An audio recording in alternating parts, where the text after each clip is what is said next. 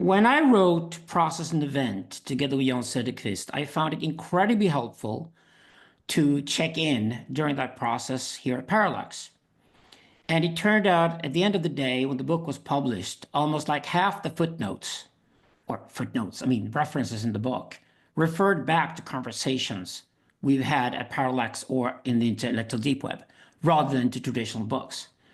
And this was I was so excited about that because it meant that the book had really a strong interactive element to it. And when I had this conversation this winter with Andrew and Tom, I said that I would love to return to Parallax and start exploring where John and I are heading for our next book at an early stage and get you guys involved. So that means that I've dropped the earplugs. I don't care what I look like. I wear the reading glasses. I've got a notebook myself with me. And I can assure you, since we're also recording this, that anything that pops up in this conversation with you guys, where you contribute directly to developing a concept in the concept that we're going to work on, if it makes it to the book, you'll be credited for it, as you deservedly should be. And I'm also proud of producing philosophy this way. I think it's a brilliant way of doing philosophy. It's a whole new way. It's a bit like the printing press changed it, writing changed it. Philosophy is not dependent on text. Philosophizing is just basically human beings thinking and contemplating. But the fact that philosophy can be done in this way and be more thoroughly and better done because of it, I think is great. So I just want to say that, first of all. So we're at a very early stage. I just want to crack a little joke to begin with here, that I mentioned to Jan Söderqvist today in a conversation with him that that Owen Cox thought the new book should be called Patriarchy. And Owen, you got a fan in John. He thought it was a brilliant idea. So Patriarchy is from now on the alternative sort of sellout title of the book. I mean, if we're ever going to write a book that ends up as a pocketbook version in airports, lounges, and shit like that, probably should call the book Patriarchy and it would sell. Patriarchy, if it ever were to happen. That'd be the title or something like that. But I want to stay with Zufism. I think it's a genial term. I developed it together with Joachim and Victor at the monastery here in Stockholm. And Zufism is, of course, fundamentally playful because it unites the Silk Road triad that I'm very passionate about. It's Zen in one end and Zufism in the other end, and you play with it and you get Zufism with the Zen. Of course, for me personally, it also means that the Zoroastrian heritage comes into the picture. Sufism, as we know it today, does not have an origin in Islam. Its origin is Zoroastrian and Buddhist. It's firmly rooted in the Silk Road. And if I ask any serious Sufi today about Zoroaster's own text, Gathas, they will say that, oh, Zoroaster was clearly the first Sufi. That was not Muhammad. That was certainly Zoroaster. So Sufism has so much depth to it as a term that I think I want to stay with it for now. And then we see at the end of the day what's going to be the final title of the book. So the working title for now is Zufism, and that's what we call this introductory course, Zufism. So what I want to do today is just to open up this first hour to actually understand how philosophy works. Philosophy, like any creative art, works through intuition. I don't know what I'm doing. I just intuitively know where I'm going. Otherwise, I'm certainly not being creative. Otherwise, I'm certainly not exploring anything new that hasn't been done before. And that's the whole point with philosophy. If I just repeat what philosophers already said, then I'm a teacher of philosophy, I can be a professor of philosophy, but I'm not a philosopher. A philosopher is an artist.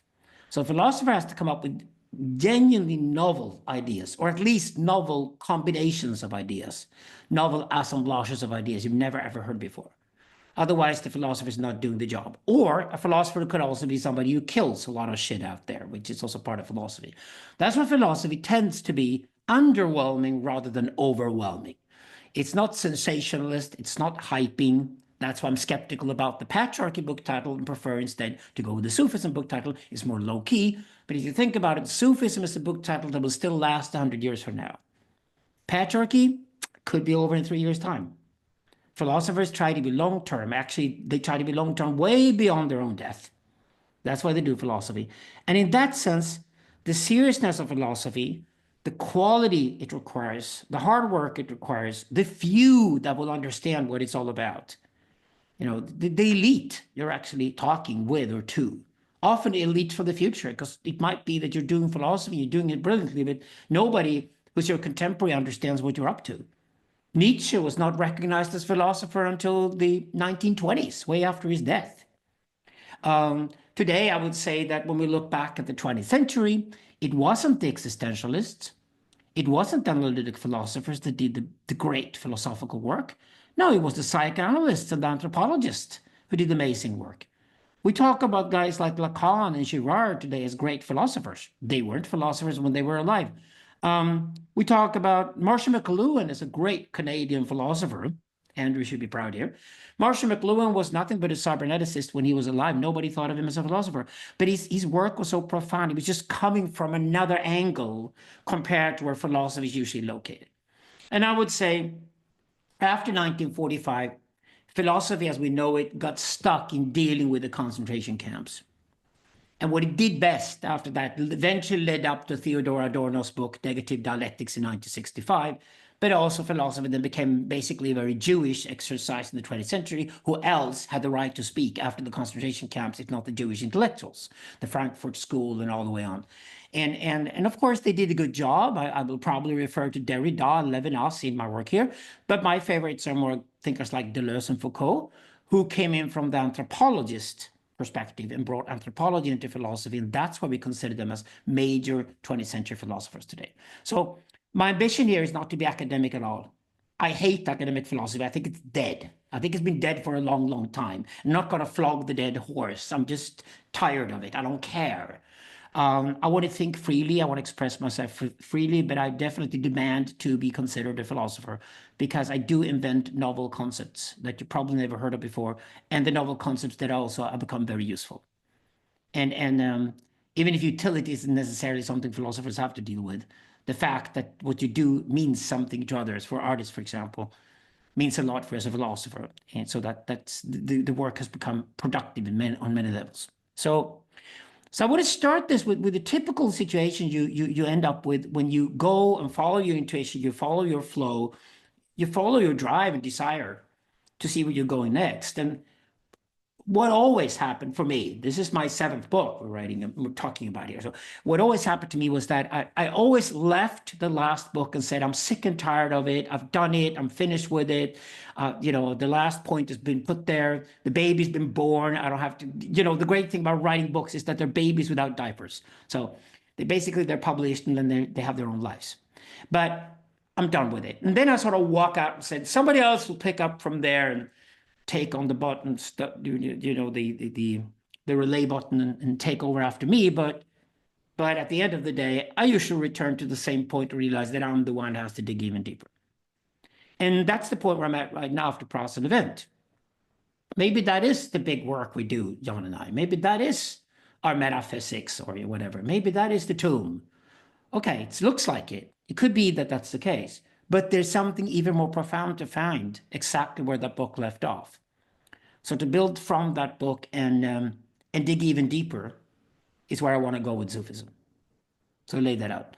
So I want to start here with how 2 ideas that to me are essential to the book look like they have nothing to do with each other.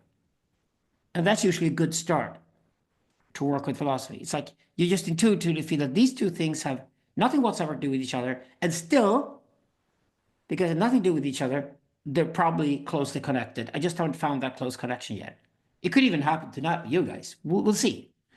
But the first idea is that I really want to do a philosophy of time as if from time itself.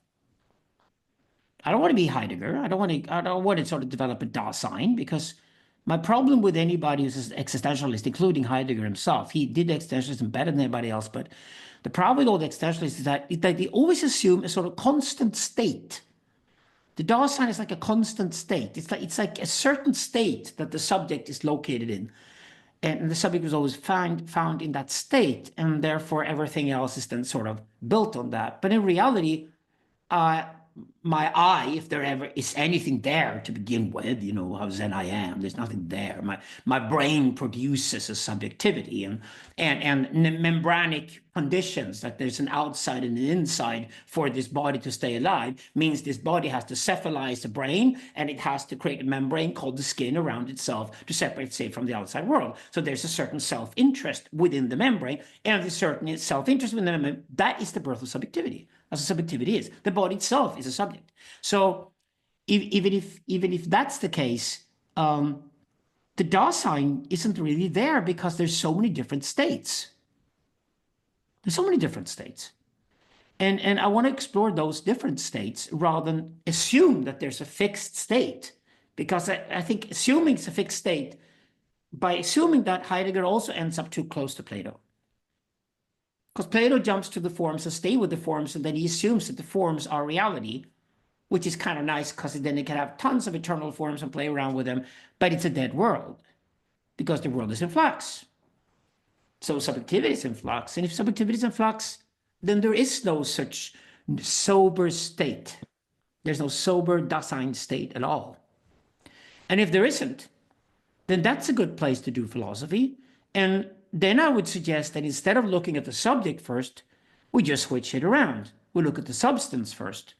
Oops. And then it turns out that ever since Hegel made the division between subject and substance, where the subject is negation of the substance, and you probably know from our work in Process and Event with Jan that that means negation and oscillation is first dialectics. The negation is the negation of the oscillation. So oscillation or chaos is what we have first. And out of chaos comes order, and order starts with something not being chaos. It starts with the negation to the chaos. It could just be that chaos exhausted itself and there was no chaos left. So there was just a negation of chaos. Entropy often leads to things like that. So we could just assume that the negation of the oscillation enables an opportunity for negation of the negation. And in Hegel, this is how subject bumps out of the relationship between subject and substance. So the subject, which is created in the body of the baby, has to understand the world. So the first thing we think of is world. Everything is one. World. Mother's body's world. And then we're uncomfortable if mother's body and the rest of the world aren't one thing. So then we go to the mamella, we go to the mother's breast, and we suck the mother's breast, and then we're unified with the world again, and world is one. And eventually we don't suck the tit any longer. We're separated from mamella. Comes this idea that there's something which is not mother. This is something which is not world. And this is the beginning of self in relation to world. Rather, it's beginning of subject in relation to substance, which is a negation, non-mother. So that's the beginning of subjectivity. But we always assumed that because mother and world are spatial categories, we always assumed that Hegel was thinking substance as a spatial category. Fascinating. That means we can start by doing a philosophy of time. And we can even pretend that time itself is its own subject.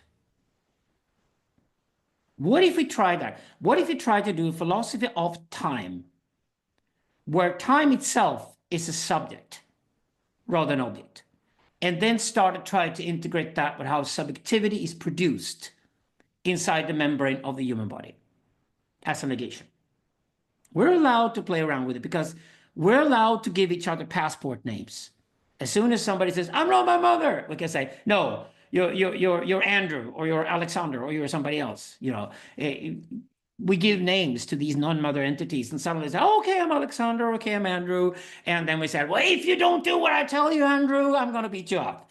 And then basically the whole system, the whole social organization around us start attacking us and picking us apart, etc., to identify us and create the superego and the ego and those things that are byproducts of the social relation between the subject and his world, right? So, but we can just assume that philosophy of time is the beginning here. So that's one angle of doing this. A philosophy of time that is so radical that it starts with time as if time was a subject. Okay? The other place I want to start for the Sufism project is to rewrite history all over again. And this time from the perspective of the process and event was onto something where it wasn't finished. We could dig even deeper. This is where Owen and John have unified against me in their alliance, promoting that the new book should be called Patriarchy. Because the interesting thing here is that what does it mean? Why are the mystical traditions there? And here's the I've got to write this down even, because if you want to write it down, I would say that the mystical traditions are assumed in contemporary discourse to be escapist. Like, I want to escape from reality because reality is so horrible. So I want to escape from reality, so I'm going to go mystic. This is, for example, Slavoj Žižek's very basic critique of Buddhism, that Buddhism is an escape from reality and therefore it's incompatible with this Marxist view, which is, of course, because Slavoj Žižek never bothered to study Buddhism. He writes too many books, he doesn't study enough. So he's just lazy. He's lazy and arrogant, because Buddhism is way more than that. But what if the escapist label put on mysticism is correct? Maybe 99% of things called mysticism. We are allowed, if we write a book of philosophy, to also be historians. We are allowed to slaughter bad mysticism. Actually, we should. The pillar saints and the boy pharaohs out there that we constantly attack, Jan and I, from an ethical, not moral perspective, should also be slaughtered here. There's a lot of crap out there called mysticism. We could spend a lot of time with that, but since we're philosophers, not historians, probably leave that to somebody else, and we're going to try to focus on the good mysticism instead, or the constructive or interesting mysticism. But what if mysticism is anti-escapist? So, for example, what if psychoanalysis is a mystic enterprise? What does that mean? It means that mysticism got a bad name, but it's still worth returning to. And like we've done before with terms like religion, with terms like ideology, we go back and revisit these words, we take them back again, we conquer them, we redefine them, and then we own them. I think it's worth doing the same thing with mysticism. And as you probably know, before we have this conversation tonight, I already did a podcast with Andrew and Tim here at Parallax, but we started talking about the different Silk Road mystical traditions, which is basically, to us, it's the Indian or Tibetan and Persian, Afghan, and it's the Chinese, Japanese traditions along the Silk Road. So the different mystical traditions. So I want to explore that deeper with Tim and Andrew, and I'm certainly going to do that in parallel with writing the book as well. I'm not going to be an historian, though, so my job here is not to basically map out the Silk Road mystics and say, oh, these guys did this and said this here, and these guys did this and said this here, because that's a totally different book. I want to write a book on philosophy, so I'm going to stay with the philosophical aspect, but it's an interesting place to be. So what if mysticism is something else? And this ties into the previous work we've done, which is that mysticism is the discourse or the exercise of the shamans. So mysticism is shamanism. And you know, for the previous work, that we're very, very adamant in our defense of shamanism. So the shamans, or the shamanoids, are a small minority of people. They have a specific personality type. They're usually just as many men as there are women. And the shamanoid men and women constitute a minority on a par with the LGBT community. You see me develop these ideas before with Rachel Hayden and Craven Connolly, for example, at Parallax. So the idea is basically that out of 92% of the human population can be regarded as regular Joes and Jills, and you just find another Jill or another Joe and get married and have kids and breed and keep reproducing and defend their country. That's basically what 92% of the population do. There are 4% who go between men and women, between the inner and the outer realm, and they're the LGBT population. And there are another 4% of the population who go between tribes, between socions. Socion being the tribe, the form of the tribe, developed evolutionarily. So the socion is not a Platonist form, it's a Darwinian form, been developed evolutionarily over millions of years. And flock animals have different sizes of the socion. The human socion is somewhere between 1,200 and 1,500 people. About as many people as we can relate to before we just start being bored with knowing too many people, or stop remembering them, whatever. But it's the size is 1,200 to 1,500. That's a socion. So we have the size of the socion that we can play with, which is like central to it. So go-betweens between socions are shamans, and shamans are odd and different within the tribe, within the society, but they go outside the tribe, and they're perfectly fine with that. They're risk takers. They're often artistic. They're diplomatic. They do healing. They basically, since they are going in between tribes without killing enemies. This is lacking, for example, in Derrida's and Levinas's work, because their work is so dark that we have to train everybody not to kill the enemy. But actually, there were people who never killed the enemy. The people who never killed anyone were a small minority called shamanoids. And they're perfectly comfortable. They don't see skin color. They easily pick up other languages. So they go in between tribes. And if the shamanoids go in between tribes, that means that shamanoids have a monopoly within the tribe, and that monopoly is to talk to strangers. And that's a huge monopoly. Huge. Because it doesn't only mean that you talk to strangers from other socions or other tribes. It also means you get to talk with the gods above and the demons below. Because gods and demons are also strangers. Right? So shamans are important. You go to the wilderness to see them, to seek guidance in your life. You go to the shamans to get married. You go to the shamans to be born. You go to the shamans to be buried. You go to the shamans with the most important things in your life. You go to the shamans to take psychedelics, blow your brains out, and return as a more humane human. You do your spiritual work with the shamans. Before we had settlements and organized religion, religion was shamanism. So this, I think, is fundamental in our work. This is something we claim, undoubtedly claim, and we can prove it through data collected from contemporary human beings that there's a pattern here of people called shamanoid people. Okay, so you get the shamanoids. What if then mysticism is nothing but shamanoid activity? Wait, that completely changes the landscape. If you then take psychoanalysis and apply it onto shamanism, that means the only people who live close to reality are the shamans. That means that the escapists are the people within the tribe. So the women of the inner realm, and the gay guys, and the men and the lesbians of the outer realm live within different types of myths. And those myths are designed in such a way to keep the tribe alive. They're evolutionarily developed myths. There's no point in anything but myths because survival is key. Now, it's only by going outside of your community, by learning a different language, by taking a drug and put yourself into an altered state of consciousness. It is only by meditating and contemplating, it's only by freaking out, it's only by minimizing and maximizing, it's only by stretching the DA sign in all kinds of directions so there's no DA sign left to speak of. That's the only possibility to ever confront reality. That means the first hypothesis we got for the Zufism book here is that reality is a shamanic monopoly. That is why we attach onto the analyst in psychoanalysis that it should guide us as analysons towards more and deeper truth.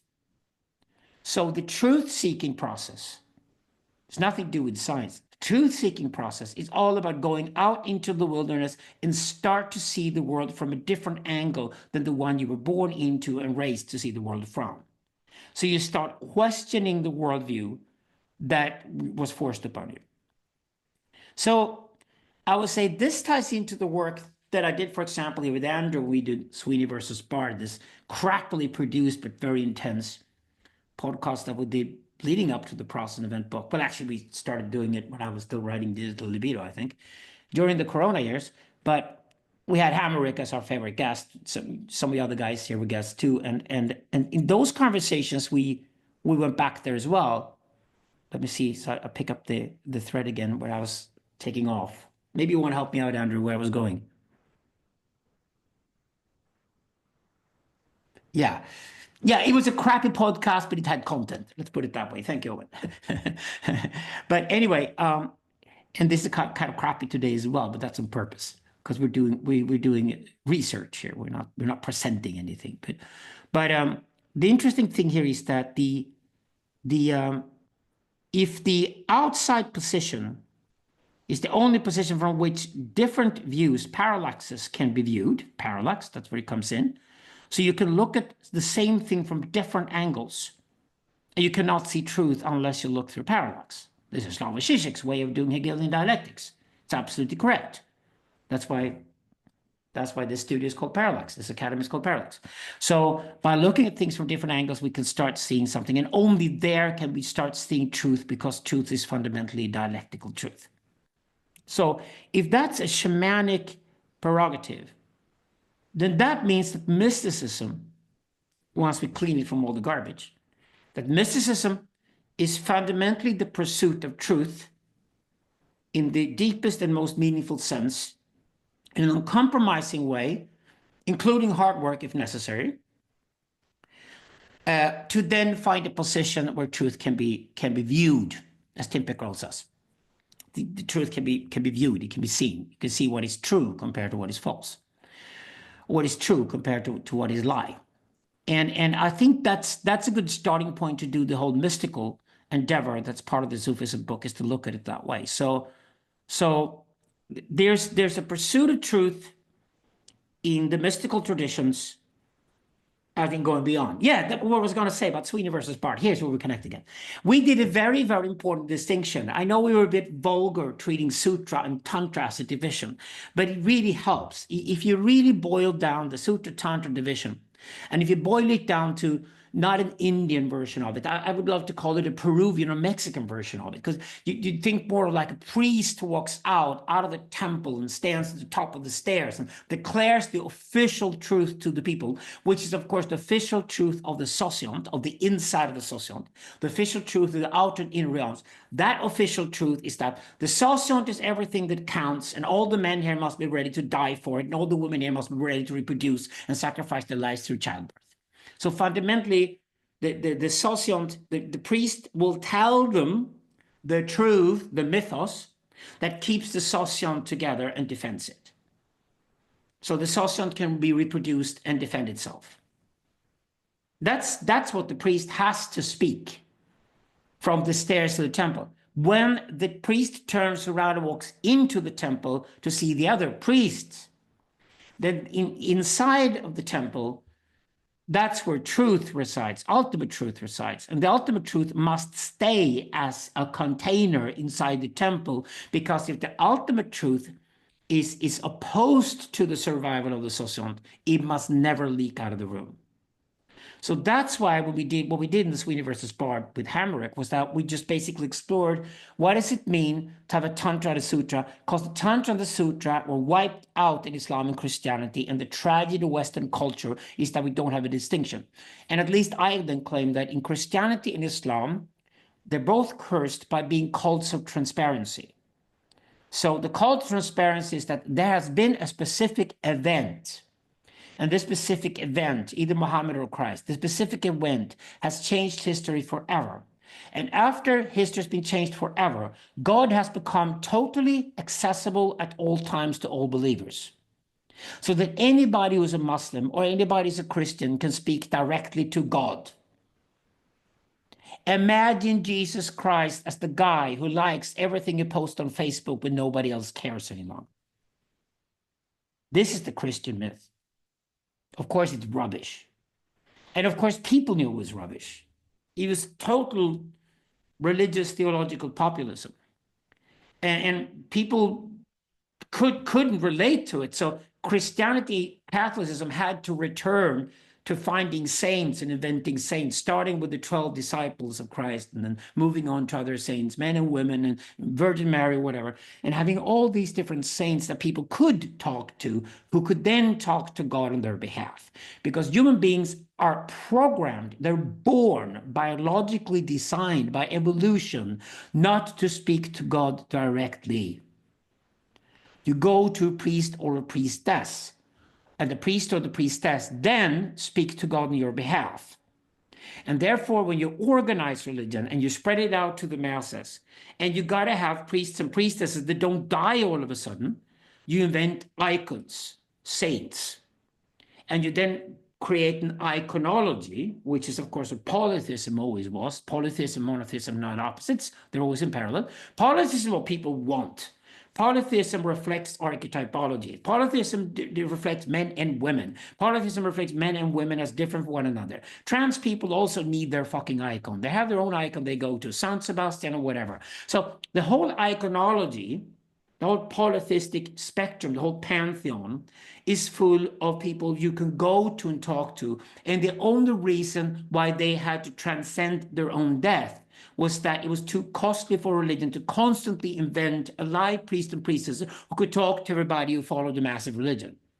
So if you're going to have a religion of a billion people, great. You invent saints that live forever with God, and they will listen to you, and they will reflect you, and you'll be reflecting them, and you can have them as role models, and you can copy them, and you can be like them.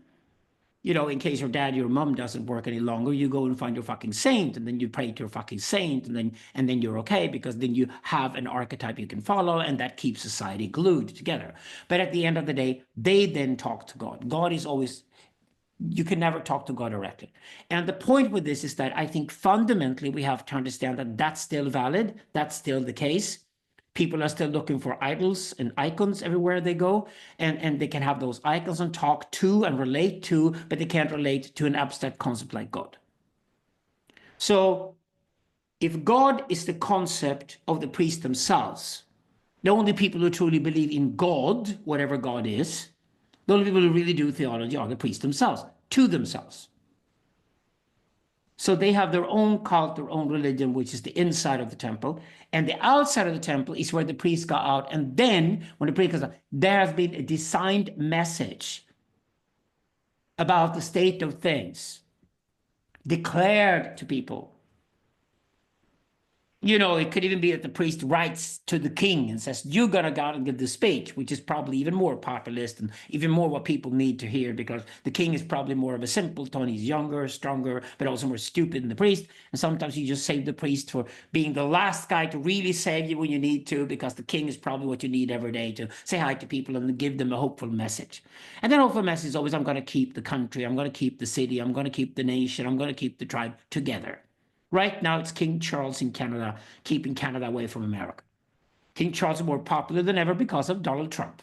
So you see this pattern of the Sutra, Tantra division, and I want to say that this is important. So fundamentally in the socio, you are in the Sutric realm when you are inside the tribe.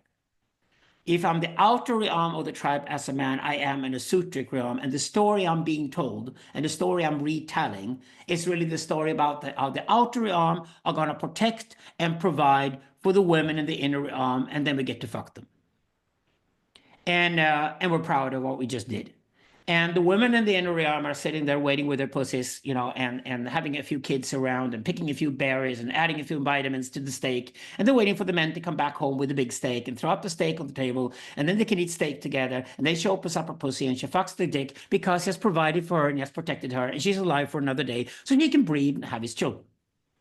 Now, that's the Sutric world. And that works most of the time. But sometimes it doesn't work. And when it doesn't work, where do you go? Well, you can't have another myth. You got to go to the shaman. You got to go into isolation. Victor Wiblom is probably here tonight, and I are working with the Swedish men's movement, for example, right now. And we're adamant that what's really missing in Swedish culture is that Gustav Vasa closed down the monasteries 400 years ago because when he turned against Catholicism and turned Sweden Protestant, he got rid of the iconology, which means it became secular instead, which is worse. And he also got rid of the monasteries, which is where men went to fix themselves when they screwed up. So all you got left is either go to the military and become, some scum on the battlefield getting killed and that your mother gets a medal, like Putin's doing in Ukraine at the moment, or the alternative to that is that you basically try to fix yourself in the therapy industry and you have to pay for it. But that's ridiculous. Religion was always there to turn boys into men and to turn girls into women. And the way to do that is that you got monasterial cultures where you go to fix yourselves. So monks and nuns are there to serve the community. And by serving the community, they fix them so that the monks and the nuns can then help men become men and fathers, and they can help girls become women and mothers, and therefore take on the roles they're supposed to have in the outer realm and the inner realm so that the sociant can reproduce itself, right? So you go and see the shamans. So what is the name then in the sociant that we did not have in present event? What is the name then for going to see the shaman? and going into practice with the shaman to fix myself to fully become the archetype where I contribute the most to my society, including becoming a shaman myself. The name for that is mysticism. That's the idea. And what does that mean historically? What is it that we misunderstood in the last 3,000 years? Well, here is where I'm going to turn against Daddy and try to kill Daddy. I might be wrong here. It might be that Hegel is smarter than I thought. See if anybody comes up with the defense of Hegel. But I'm going to attack Hegel here because sometimes Hegel is just too playful. Sometimes he's just leaving everything to dialectics and dialectics of opposites, throwing in the third element and then it's still the opposites. And he leaves it there. It's an incredible fruitful method. It's the way you learn how to think. It's the basics. It's true. But the frustrations with Hegel that you see in Nietzsche and that you see in Freud and that you certainly see in Deleuze are there for a good reason. And that is that Hegel is the perfect rationalist. Funny, his book is called The Science of Logic, right? He's the perfect rationalist. So he takes the logos as far as you could possibly take it.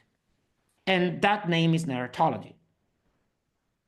The narratology I've developed beyond is perfected Hegelianism. We don't hide that. We said that it's all inherent in Hegel. There's nothing we're saying in the book about narratology that isn't already inherent. It's just that Hegel never presented his dialectical method, his dialectics, his absolute. He never presented it as storytelling, but it really is storytelling. So if it really is storytelling, if the myth is the ultimate truth, if it really is storytelling, then narratology is the name for that. And that still allows for the tantric to be there, even if Hegel doesn't discuss the separation of tantric and sutric. He's still sort of post-Christian, he's still Protestant, so he still talks about the world as being transparent, and he thinks the world eventually is going to go towards the Hegel's absolute, and everybody's going to get it, and it's going to be a better world.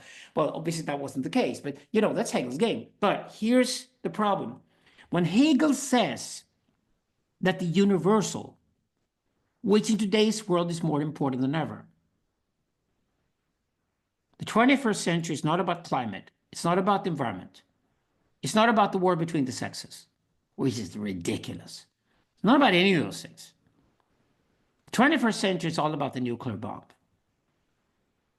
We created the devil in 1945, and we've had the devil around since August 6, 1945. It's absolutely obvious to everybody. The same day, the pictures of Enola Gay had done of Hiroshima was spread around the world, and we realized that we created Armageddon. We know Armageddon will probably happen. Right now, we're living in a world where nuclear proliferation is going to be the big topic again in the 2030s. It's going to be about demographics. It's going to be the will to defend your people. And it's going to be about nuclear proliferation. And you're going to forget climate and environment. They're going to be so secondary compared to what's going to happen in the 2030s. So more than ever, right now, the question of universality is the most important question for philosophy. It's an acute issue to be solved. And Hegel's answer is that the particular is the universal. What it means is that the universal is the negation of the particular. So basically what he's correctly saying is that there's nothing outside the sociant. The sociant is God. We all live and die for the sociant. Men on the battlefield, women through giving birth to children and risking their lives.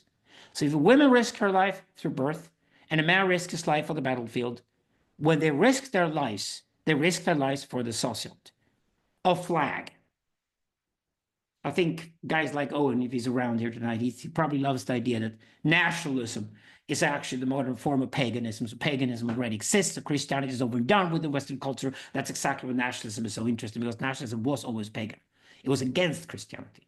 Nationalism was against the church. Nationalism starts against the Pope. Nationalism is what Protestantism is. The best part of Protestantism is its nationalism. So nationalism is actually pagan. It's not Catholic, it's not Protestant, it's actually pagan.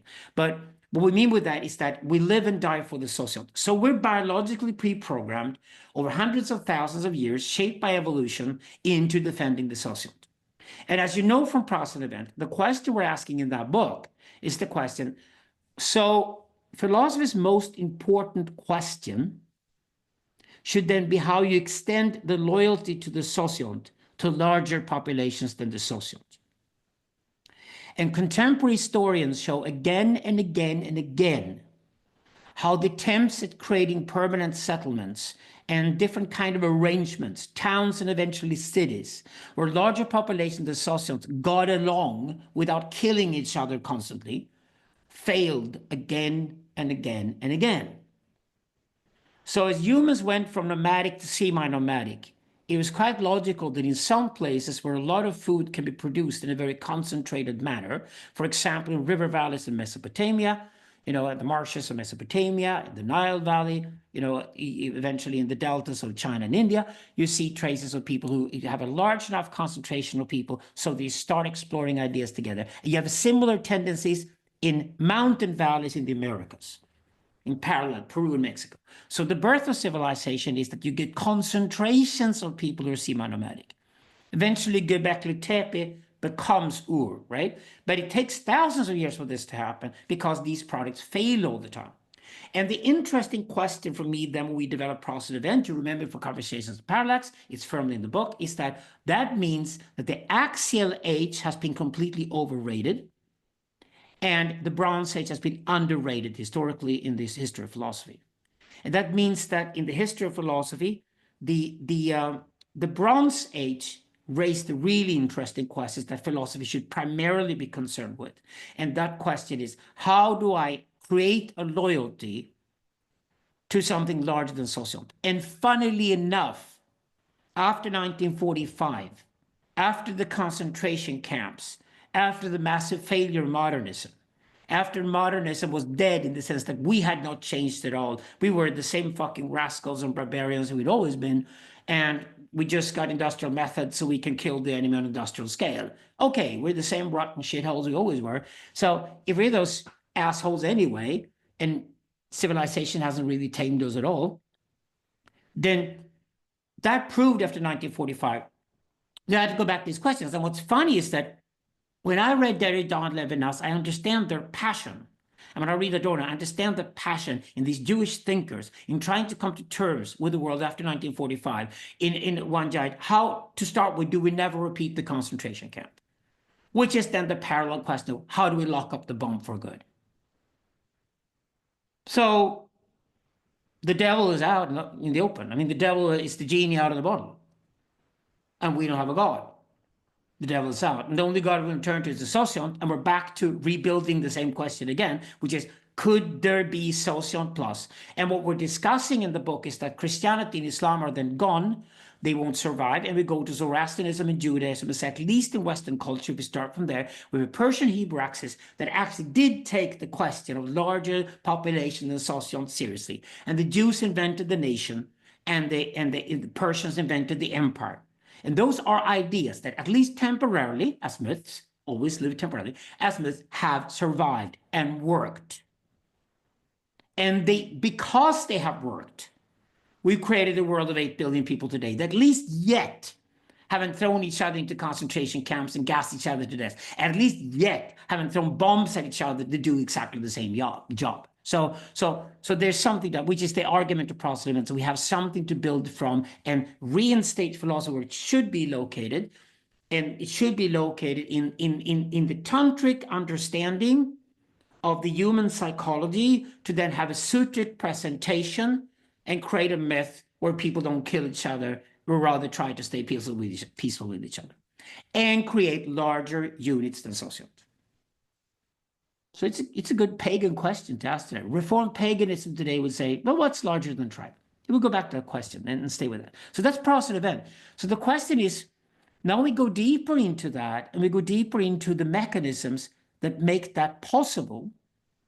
That means we have to arrive at mysticism, because mysticism is the name of the practice of shamanism within the tribe. When I build a monastery, I basically open up the monastery for mysticism.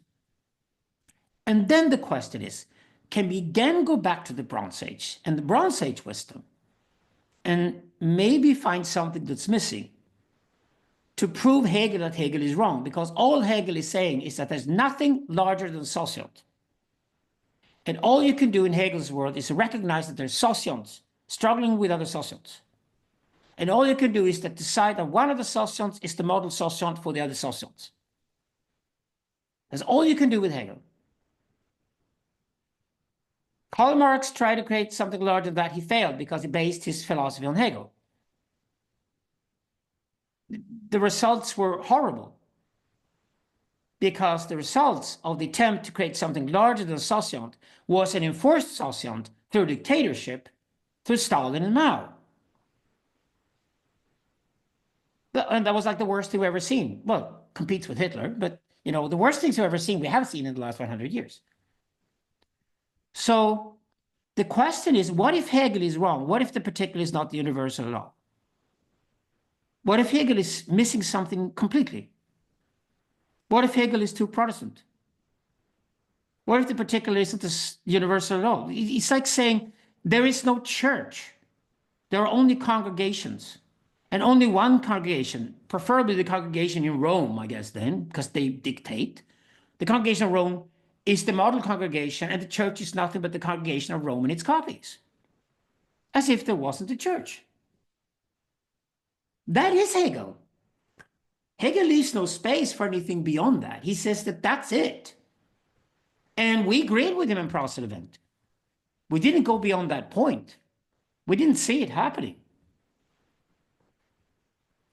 So then the question is, what is it then about mysticism that is shamanic practice that enables shamans to go in between tribes without killing each other?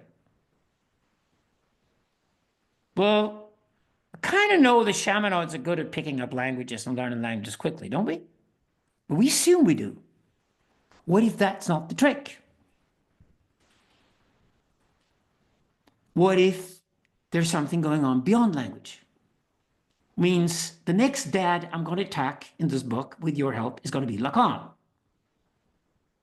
Because in Lacan, who is very rationalist too, Hegelian, you know, the father of modern psychoanalysis, you know, I'm right now reading Lorenzo Cesa's excellent, you know, survey of Lacan. I don't know if Cesa has really added anything. He's putting critique against Lacan in the book, and he's going to love the work we're doing. Certainly, Cesa is one of those Lacanians out there. They're gonna love the fact that we're moving into proper post-Lacanianism.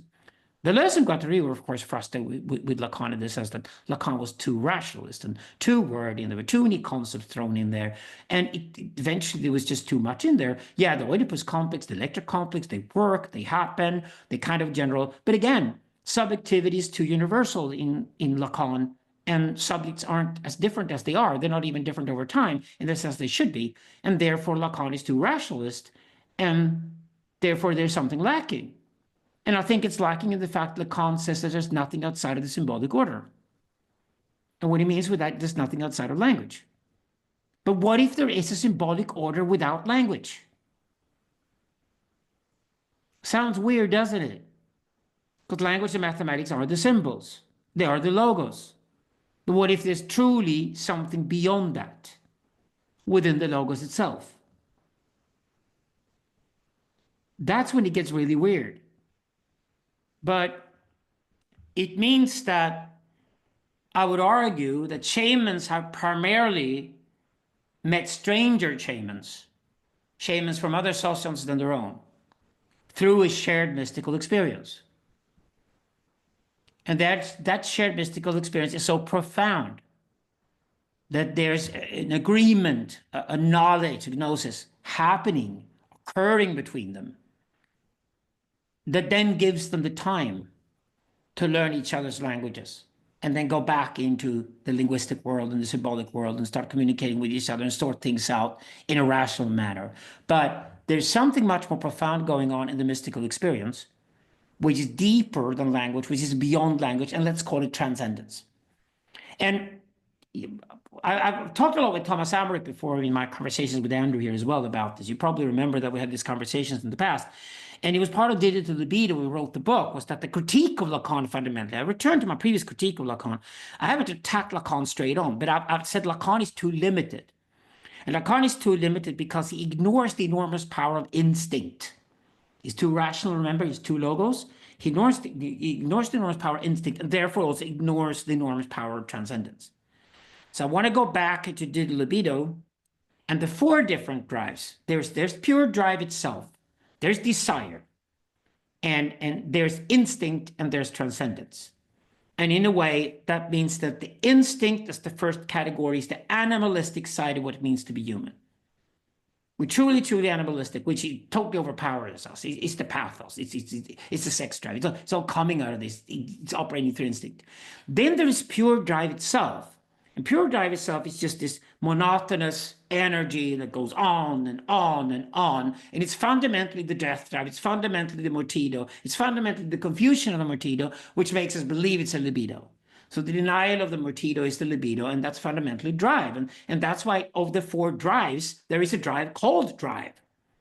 So drive is the particular here of the universalism. It might sound like I contradict myself, but I think it's a good term. So drive, pure drive, is drive within the drive system. So there are four drives, but drive is there. Desire is certainly when the symbolic comes into the picture. So that's human. So we could say that instinct is animalistic. We say that drive is mechanistic. It has a mechanic. It's like electricity and computers pumping a machine, steam engines. Right? The steam engine is a perfect example metaphor for drive. So it's just the body, boom, boom, boom, puts energy in there. That's drive, right? So desire then is deeply human because desire is language. In an extended sense. Desire is art and language and human expressions. So when you have expressions that are exclusively human, things that animals would never do, but humans do, and means humans move into another world and actually are alienated from the world of drive and instinct, which animals are not. We're alienated from the world of drive and instinct because we're too located inside the world of desire. The price we pay for having desire, and for having a world of desire, for having this sort of deeply human world, is that we become alienated to the worlds of drive and instinct. And the fourth world, lacking in Lacan, who is a nihilist and an atheist, let's admit it, is a typical French secular intellectual. Right? He didn't see the crisis coming when we realized the secular society can't answer the questions. We talk about Parallax all the time, that we have to return to religion because otherwise men are not going to defend their countries and women are not going to give birth to children and we're going to go extinct. Extinction is actually what's going to happen if secularity runs its course. So if secularity has to be stopped, we have to rethink, and we need religion of the sociant at least, and why not? Then Lacan is wrong. There has to be something transcendent. And here's the trick. Precisely because we allow ourselves to have instinct prior to drive and desire. Drive and desire is what Lacan is obsessed with. Instinct, Freud had, but he tries to deny that, leaves it with Freud, which is exactly the weakness of Lacan in psychoanalytically speaking, is when he denies the enormous power of the Freudian instinct. Freud is still the prophet of instinct. So you had instinct there. But the benefit of adding instinct to drive and desire, that's precisely how you see that then also transcendence is lacking in the end. And transcendence is the scary part. Because what is transcendence? It's certainly beyond language because it is beyond desire. Transcendence comes from beyond death. When my 90-year-old mother speaks about her 5 children with love and says, yeah, I could die in a moment, and sometimes I'm getting a bit tired of it. Not that I don't love life any longer or love to be part of life or love to contribute. She's totally not demented, speaking of negation. She's totally super clear, 90 years old, wonderful, funny woman, wonderful man, wonderful woman. So when my mother says that, when she talks about children, she says that I am at the point in my life where it's absolutely clear that my 5 children and the grandchildren are way more important than I am. And that's exactly what the ultimate threat to me, the ultimate scare to me, my nightmare is that one of my children would die before me. And I'm so fucking lucky that my children have won over cancer, they won over whatever, they won over all these things, and they're still around, all 5 of them. And they can die the day after I'm dead. That's okay. But they must not die before I die. That's transcendence speaking. It's nowhere to be found in Lacan. To Lacan, it's just a trick the brain or mind is playing, that there's something transcendent that causes or whatever. And he kind of pokes fun at it from the secular atheist perspective, pokes fun at it. But I would be adamant to say, no, transcendence, I don't defend transcendence because I like it. I defend transcendence from a strictly descriptive and not prescriptive point of view. I defend transcendence from a Nietzschean position. What I mean when I defend transcendence is that why the hell would I get up in the morning, have a cup of coffee, even deal with my superego and work if I didn't believe transcendence was there behind it all? And this is what we do with the shamans in the sociant.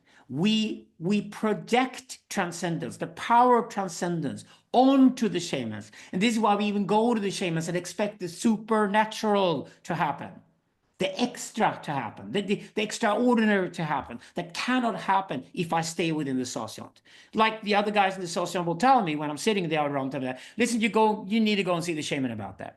That's so fucking seriously fucked up, or so fucking weird, and so fucking strange, and it's really sort of becoming poisonous now and toxic among the rest of us. So why don't you go and see the shaman and deal with that shit and try to sort it out? Maybe something deeper, more profound comes out of it, and you can come back and tell us, but go and see the shaman.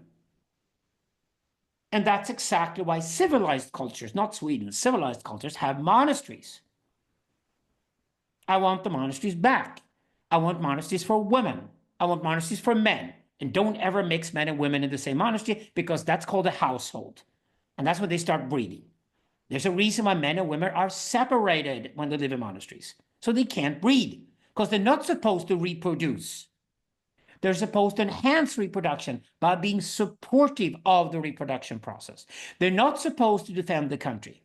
They're supposed to enhance the defense of the country, because the people who live in the monastery will not defend the women and the children when the enemy comes running. They will defend the library, because if the library burns down, that's the real genocide, because then there's no collective memory, and the sociant is dead, and then God's dead.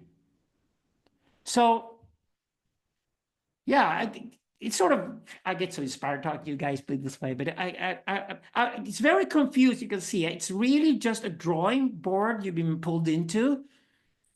This is why I didn't even have a whiteboard today. I want to see if we can do it over the next 2 weeks and see if this method works. But I think that by admitting what's lacking in Process Event, what's lacking is mysticism, and mysticism is the book. That's exactly why it's a new book. And the Sufism title, Playful as it is where I want to stay for now. But as you can see, by restoring, if the 2030s general question, the big question is the existential one, the bomb, and the gas chamber, whatever, but it's the bomb, right? If that's the existential question, the big question, then the minor question of the 2030s is going to be, what makes men want to defend their country and sacrifice their own lives for their nation?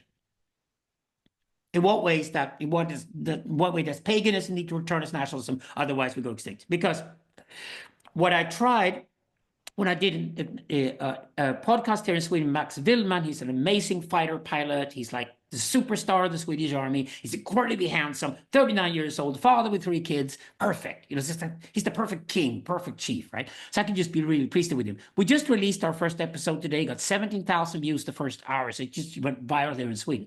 So we're going to stay with Swedish with that, but I can refer to it because one of the things we started discussing as an hypothesis in that conversation, which I think is part of this book, is that men's willingness to defend, to protect and provide is completely tied to women's willingness to breed and have children. And because the two sides of the same coin, they're a dialectical deadlock, remember?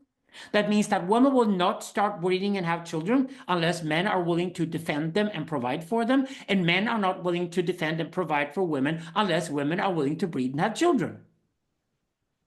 And the predicament we're stuck with secular society in Korea, in Japan, in Italy, in Germany, in Scandinavia, increasing in America, soon in India too, is that as soon as we move into urban environments and become secular, and we drop the connection with religion, and we drop the connection with our biological tribal grounding, and religion is out the door, the sociant is no longer there, and we dissolved as single soul individuals, lonely in a massive population, in huge cities. When that happens, what happens is that, oops, all of a sudden, the birth rates drop down towards 0. North Korea can basically wait for South Korea to go extinct because South Korea has a birth rate of 0.7 children per woman. Wait 50 more years so South Korea is wiped off the map. Now, that is the crisis of Western culture. That's the real crisis. And it's not going to be the Jordan Peterson answer, which is going to be that we have to force women to go back to the home and breed and have children. Because women will not accept that. Because women will learn from guys like me that, no, you should not. Because you have to first find a guy who's willing to raise a nation and defend his sociant with his life. And if a guy is not willing to do that, don't marry him. So the deadlock can only be solved by starting looking at it. And I think throwing a return to paganism is the only possible answer we have. And Owen Cox and other guys are going to do art based on this idea too. But I explored it again, Max Willman, and Max Willman just sat there and said, hey, I was just wondering how we're going to teach young men that it's a nice thing to live and die for your country, because I'm willing to do that. Yeah, but you're a father of three, and your wife's gladly had 3 children with you because you were exactly that guy. So you are now the new idol, the new icon. You got to be the new icon, Max. I'm going to train you to be the new icon because you're going to be the new role model of young Swedish men. I've got guys like Victor living at the monastery who want to be officers in the Swedish army, probably because Victor is a military anthropologist and the military guy is the Max Willman. But what's interesting about it is that when we start looking at these sort of existential questions we have in society today, the name for turning both man and woman around to woman going towards reproduction and process, and make man going towards defense and protection, which means it's got to be innovative, which is event. For men and women to go back into process and event means that we got to return to religion, and we got to return to religion big time. And Christianity, sorry, it won't do. I'm sorry, J.D. Vance. I don't even believe you're a Catholic. I believe you're a cynical nihilist, just like Jordan Peterson. Won't work. Has to be much deeper than that. And I want to go into those questions for the book. I want to go into those questions in the conversations with you guys. I want to go into the Tantric Sutra divide, but I want to also address the question of mysticism. And I didn't talk about consciousness at all today, but that's going to be next week. So now you know. So the cliffhanger for next week is consciousness. And my God, people haven't understood what consciousness is. Oh, they haven't understood that at all, which is going to be the other aspect of what's eventually trying to merge together into a book. Because I think the question of consciousness probably is that the only proper answer to the question of consciousness is the shamanic answer to what consciousness is. It's not the scientific answer at all. There is no science of consciousness. It's an impossibility. It will never happen. Why? Because consciousness is never the same thing twice. And what is not the same thing twice cannot be scientifically studied. Okay, Andrew, do you want to take over? Thank you, Alexander. That was extraordinary. Yeah, I just want to say a couple things about the structure of this. So first we have a lecture, and now we have a sort of a Q&A, which can open up into a larger conversation. But because there's a number of people here, the best thing to do would be put up your hand and ask Alexander a question. I also want to mention that we've designed these courses to have a kind of a digital campfire so we can discuss Alexander's stuff outside of Alexander. So we just get together. There's no hierarchy at all. It's just a round table where we discuss what Alexander talked about in this class. And this will take place on Saturday. Okay, so anyway, awesome, Alexander. I'm glad you're starting to critique Lacan and Hegel and getting into mysticism, which I've been ranting about for forever. So that's absolutely wonderful. Can people put up your hands in the reaction button, and let's get a conversation going. Okay, Andrew Luber, if you can unmute yourself. Hi, that was great, Bard. Let me know if it's a bit loud. I'm walking my dog right now. It's hard to get around noise. But I guess I just have like the IDW chat thread in mind when you're talking. Naturally, I'm just thinking about when you tell me that there's no meta language. It sounds like right now you're saying that you're trying to investigate something outside of language, which in itself would probably dictate all possible language. If you're able to find a dimension that's outside of language, that's like the big other in a certain sense, the language itself. So I just want to understand like where you're at, because that's kind of what I'm trying to do with my own shit, So like, which you have amazingly pushed back on. So I just want to like get a grip on that. Excellent question, Andrew. Excellent question. The excellent starting point to see where we can arrive with that. And I love your work, by the way. So keep on doing it. No, there is no meta language and there is no meta law. And I'm adamant about in my philosophy because what I'm talking about is beyond language. So it's not a meta language. It's just that we have to forget language entirely. Okay. animals communicate with each other without language. I mean, language is referred to as the symbolic order, the symbolic world. And language creates desire. In what way?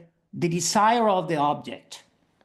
It could be not just the desire of the object that you find constantly in Lacan, but it could be the desire of the project, which I find more masculine. Like, I would love to create something together with my brothers and build a fucking patriarchy that then build skyscrapers around the world or something like that. So it could be the desire for the project, not just the desire for the object. We laid out that in Process and Event. So desire, but desire comes out of language. And I think that's absolutely correct. Language produces something different than just mere drive.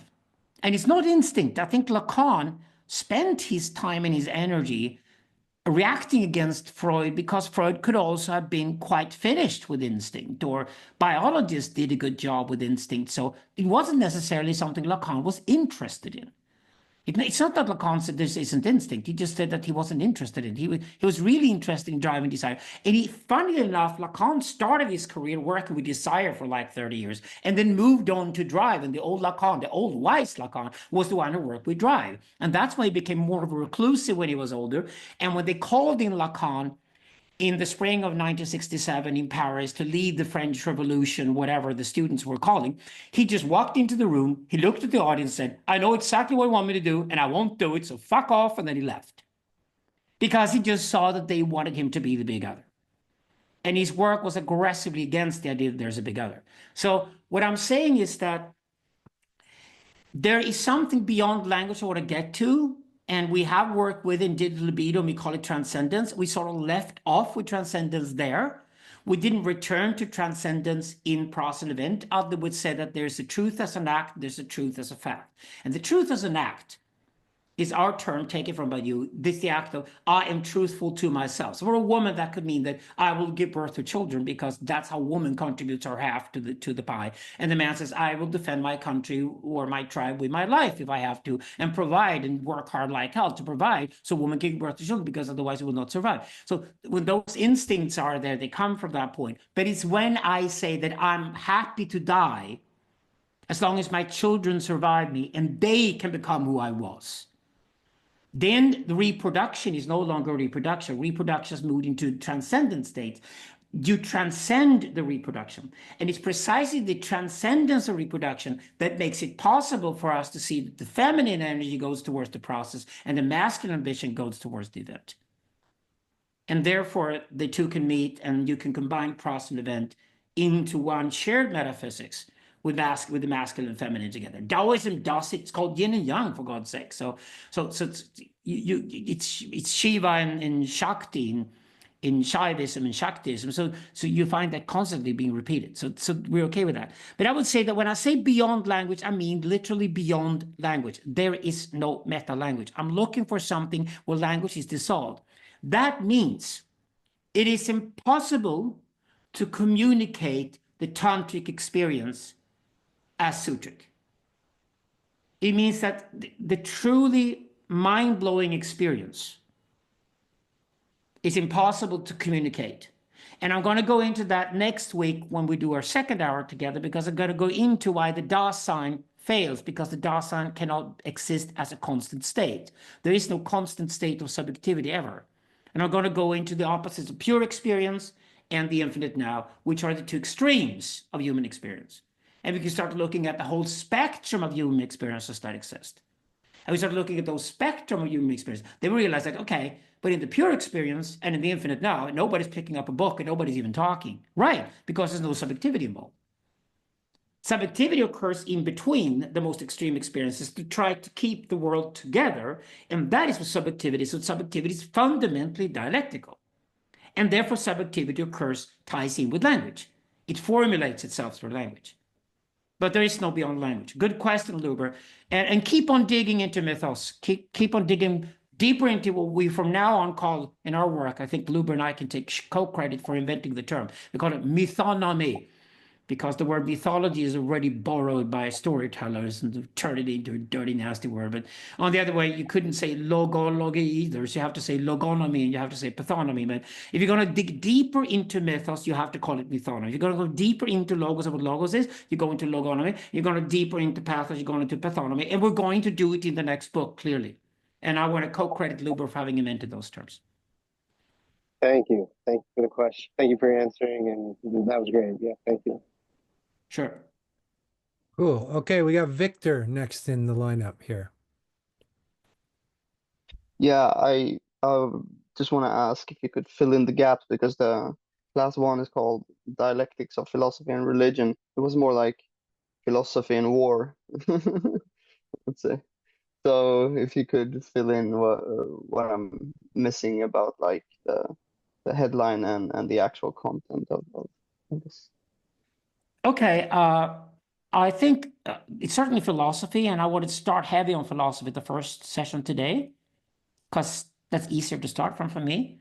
And it's also that I'm much more open to what religion and spirituality could be. So the ontology of religion or the ontology of spirituality is more the search and the research for the book, which you, Victor, living with me at Monastery, is certainly part of.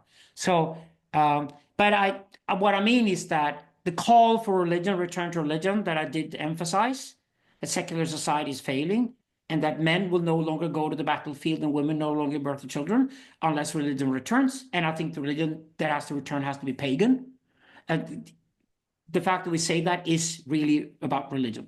So it's about returning to religion that worked evolutionarily. I therefore think Christianity and Islam worked for a feudal society to control that kind of feudal society. So Christianity and Islam were used as bridges to bigger than socialism. That's why churches and mosques tend to grow bigger than socialism. And that's called organized religion. So when Zoroastrianism, which did the job better, and when Judaism, which did the job better but chose to do it in isolation, probably that's how it worked, and when Shintoism in Japan, which is the Asian form of Judaism, did the job better and invented the Japanese nation, they did religion really well. But those ideas, those meme plexes, Zoroastrianism, Judaism, could not be expanded at scale when feudalism exploded. So when feudalism exploded, religion was turned populist and was incredibly simplified. And what was possible for that was that religion went sutric. So we just made religion simple. We made it, oh, there's God and God is period, and forget the rest of whatever. And make it simple, simple, simple. Boil it down to something like stay with your family, go to church on Sundays. The church is part of a larger community, and that's part, it's not a larger community. And we got the churches and the church system, and we got the state, and we got the state system. We try to keep these two things run together for as long as you possibly can. And that's what Islamic society looks like. That's what Christian society looks like. And that's what also how organized religion developed in the East. What happened was that Hinduism also went populist and was simplified when it went to the masses. And when we then brought the printing press into the picture and expected everybody to be able to read, write, and count and include religion in that, then religious scripture was all we had. And we started mass producing the Quran, and we started mass producing the Bible. And it took another 300 years before people realized that the Bible and the Quran are totally irrelevant to a capitalist, industrialist, individualist society. And then came the Enlightenment as that reaction, because the religion was dysfunctional. Now I would say, the Enlightenment did its job and exposed Christianity and Islam and their failures, their shortcomings. But the Enlightenment itself, replacing religion as if religion will only lead into the madness of ever more political ideologies. That's why I have woke culture today. That's why I have anti-woke culture today. People are running around having opinions all the time and throw their opinions at people and are really concerned about their opinions. They're all sort of amateur priests, amateur theologians at the coffee machine at work. And that is, and none of them is talking about the real question. The real question is, are you willing to die for your sociant? And are you willing to give birth to children? Now, it's more like having kids could be an option because me and my husband are a bit bored and maybe we should excite ourselves a little bit by having a kid after all. Well, yeah, good. That's a start. At least reproduce, not at least a kid. But that's where we end up with 0.7, which is turning out soon to be 0.5, reproduction rates. And that means we're going towards extinction.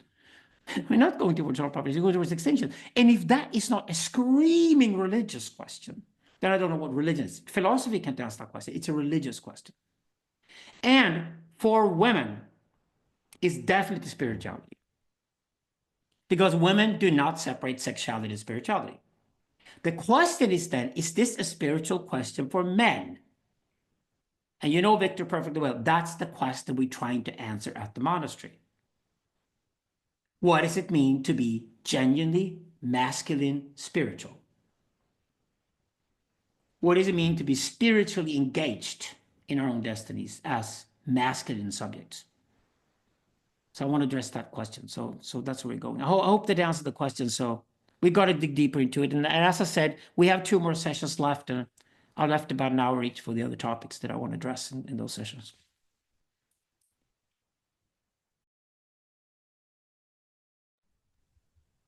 Next, Tim. Is Tim next? Tim, Omen Project. Tim.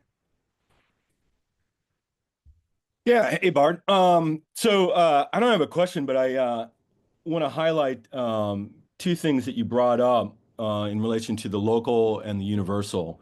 One thing that happened with Christianity and Islam is the development of the congregation. That was one thing in Rome with Christianity. It seemed to be really key, was that you came together and had an assurance through your congregation that you were going to be buried properly. You had somewhere to go to, and you see that now in Judaism and Islam, at least here in America. One thing that people notice and vibe on that is really successful, that when you're down, the communities tend to take care of each other.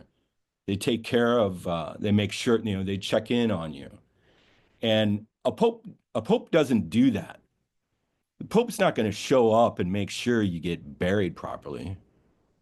And that's the difference between the local and the universal for me. And the other regards the shaman and the creation of the Christ, which banishes the shamanoid, and your direct connection to that, your ability to manifest that. And we see that come up now in modernity with, say, the rock star. When I was growing up, it was Jim Morrison. Found on a thrown away in my high school the book "No One Here Gets Out Alive," which is a fitting title. And some people, not everyone, can manifest that, so they live vicariously through the rock star, whereas others try and manifest that because it's seen as something that they can do. You go and you write your poetry, you read, you do what I did. You buy every book mentioned in that book, everything that Morrison talked about or read. You get a guitar, you read poetry, and you become the shamanoid. And you don't have that. In Christianity, you don't become the Christ. You can, he's gonna, hold your hand and walk, with you. But, are you really looking for someone to hold your hand? Or, are you gonna break out and do your thing and can I interrupt you? Live the passion. You throw several really interesting questions into the air at once, and you can stay with the conversation. Stay in the conversation. We could do a little Sweeney Bard Pickerel session here in the middle of the whole thing. Why not? So to begin with, I realize now while you're talking, which is you should be credited for it because you inspired to it, that the particular universal, what I'm attacking here in Hegel and Lacan, they're lacking.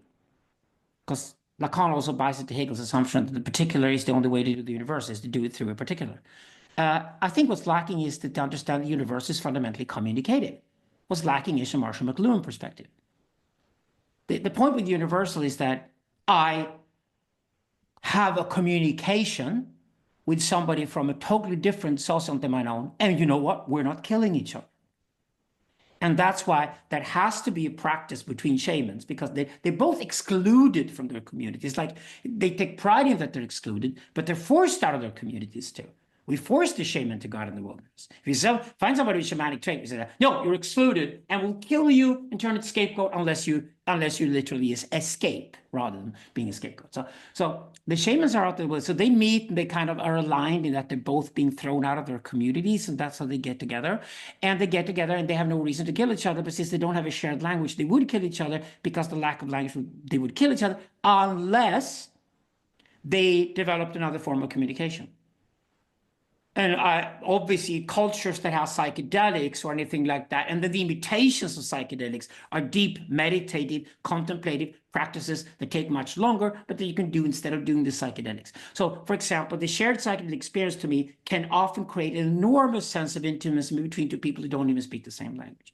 And that's what they must have been looking for, and that's the key I want to look at. Because then the mistake Hegel is making is that he thinks the particular represents, and the universal is a representation.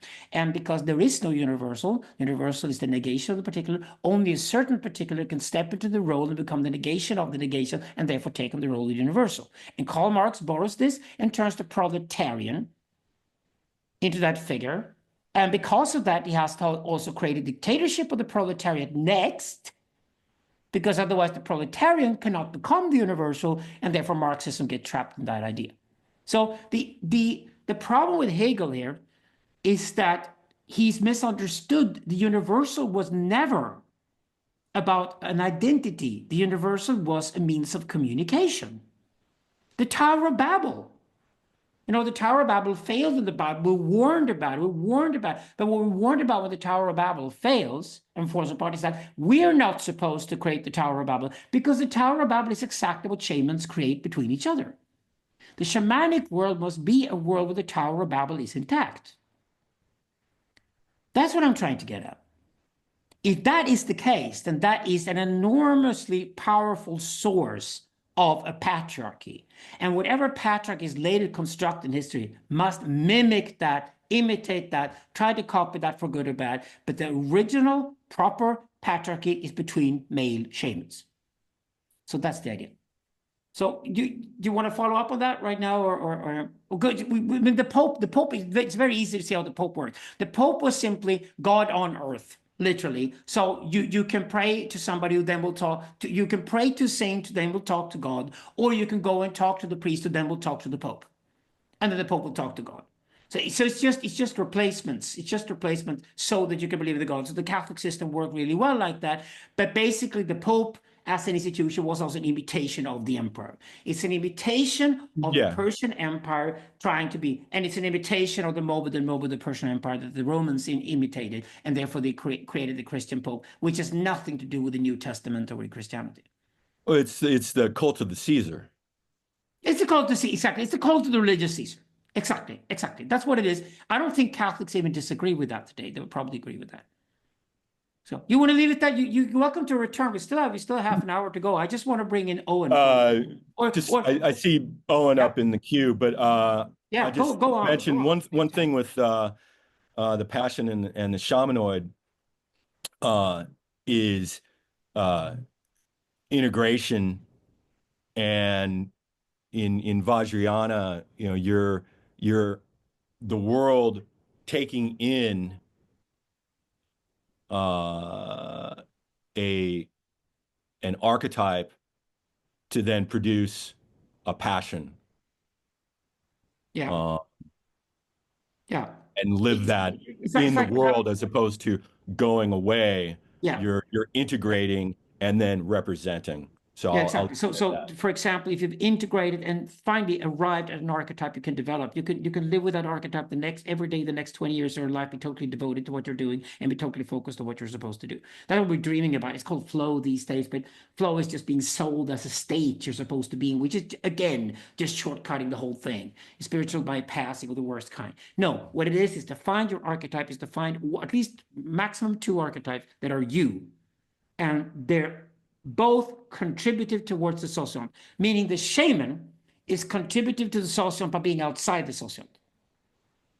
So the shaman is always diplomatic or talks to the gods or talks to strangers and does dirty work outside of there. And the shaman's closest relative within the community is the executioner and the prostitute.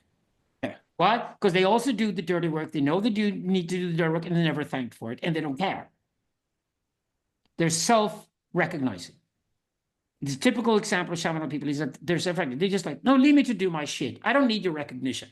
I can recognize myself. I know what I'm doing. Just leave me to it. And don't kill me, please, because I want to do my thing. And if you kill me, you're just as stupid as I expect you to be, because you probably would kill me. But just leave me to do my thing, my work. But here's the trick. The universal must then start in the shamanoid, and that's nowhere to be found in Western thinking. But it's certainly to be found in Silk Road mysticism. And I want to dig deep with you, Tim, later, and certainly with Andrew, and see if we can find. I'm going to go to Korea with Joachim in May, and been to Japan a lot the last 2 years, and I want to connect with the different Eastern traditions here to see if there are traces here that mysticism was really used also in these cultures as transgressive and as transformative to walk in between communities and keep systems together. Just throw one little idea at you can think about for next week or whatever.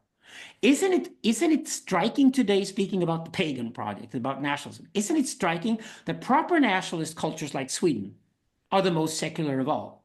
Whereas the empires that have a weak nationalism, wave their flag too much, build huge armies, China, Russia, and America are the ones that have kept religion the most. Russia's full of churches. America's full of churches. Suddenly now the Russians and the Americans seem to get along because they think that Europe is too secular and decadent or whatever. No, it's just that Europe is nationalist. Europe has to stand up and say, no, we're national. We're the real nationalists. We don't need to wave the flag. I know I'm Swedish, I don't need to wave the flag. The people who wave the flag are the ones that have a really weak identity, so therefore they have to wave the flag all the time. The Americans have to wave the flag. The Americans have to pledge the allegiance every morning at school because their nationality is so damn weak because there is nothing there. It's a weak universal. The strong universal is the nationalist one. So let's see if this is also part of the bigger picture coming out of these conversations that could also be part of the book. Nationalism should be understood as the return of paganism. But we can leave it at that for now. And we'll return, Tim, we will definitely return to Silk Road mysticism. There is so much to dig up here and try to find. And the number one issue is, in what way has Silk Road mysticism connected communities with each other so they didn't kill each other? Which is always the number one question of religion. How can we avoid people from killing each other? That's the deep priestly question. Just one little interjection here before I pass it to Owen. For me, what's missing is the sage, the guru, the teacher that has authority. So it's like hierarchy is missing, but a real hierarchy, not a hierarchy based in class or anyway. That's just it's not missing. The sage arrives when language arrives. The sage is the shaman of language. Yeah. See if that works. I'm just throwing it out to right now because I just instinctively felt that it's like somebody says that, is there an archetype for engineer? And I said, how about warrior? It is the same archetype. Somebody says, is there an archetype for a businessman? Yeah, it's called hunter. That's why businessmen and engineers get laid. And that's why their marriages last. And that's why they breed and have kids. Because they're warriors and hunters, two women, biologically. And you don't find any of this in Western thinking until anthropology arrives in the 20th century. This is why the 21st century, we talked about this before with Owen and with Thomas Hamrick, about it. Anthropology is the big thing for philosophy in the 21st century. That's what we need to do the work. Speculative anthropology is the next big field in philosophy. And that's what I'm trying to do as well. Okay, you want to bring Owen on? Owen, come on. Yeah, sure thing. Hey, guys. So on this topic of universals and particulars and communication, I think it's really interesting to bring in the cybernetics angle. And this is something that Alexander and I were just talking about with Susan Gunner last night on her podcast, Psychedelic Conversations, talking about the similarity, or at least the fact that we have to think psychedelics and cybernetic technologies much more closely together. And Alexander and I, many of you know, now have a bit of a flirtation with our new friend Patrick Schumacher, who basically leads Zaha Hadid's architecture empire. And we're more or less trying to seduce him into this whole Zufi thing.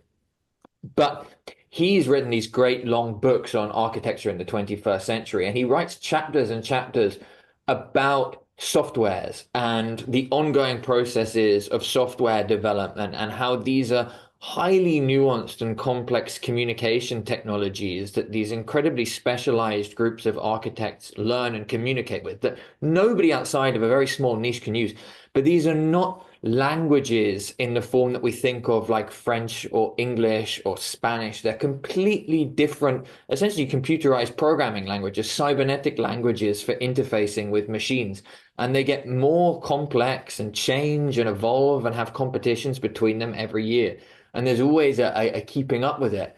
And I think this really points to going back to, say, the Zizek and his schools. And certainly I've noticed where there's a bit of a rift emerging is that the guys I know who really ally with that way of thinking tend to think that any step away from symbolic language, as in like grammatical languages like English or French or Spanish, is a reversion back into this imaginary, this mythic womb thinking. And I think possibly that's because something that Freud said.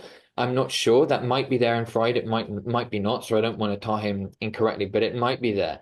And I think there's a real work being carved out here. I see as being immensely valuable of looking at these technologically mediated ways of communication that do take us outside of the ordinary day-to-day spoken words. And it's really, this is why I think it's shamanic and it's artistic, because it's the same thing. Like I've got my classical guitar here, right?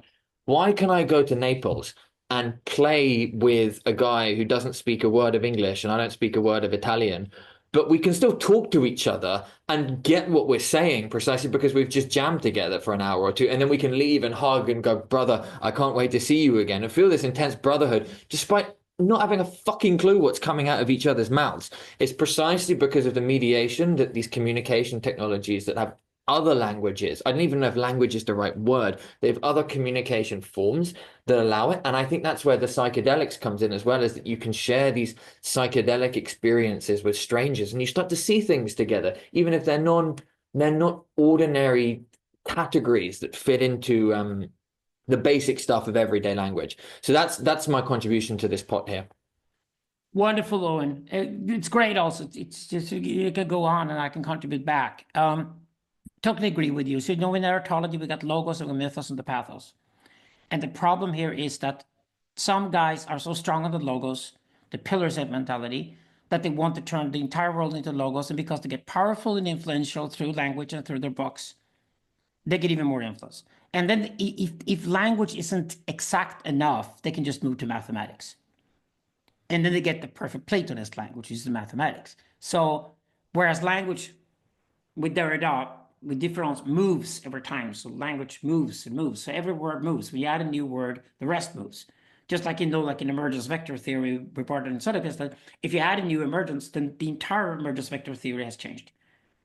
And that's how language operates too. That's basically how the world operates, but the language operates. So therefore, language is, as a category, is the mythos compared to mathematics being the logos. But we do put language together with mathematics into this category because the way human beings operate is that they tend to believe in language so strongly.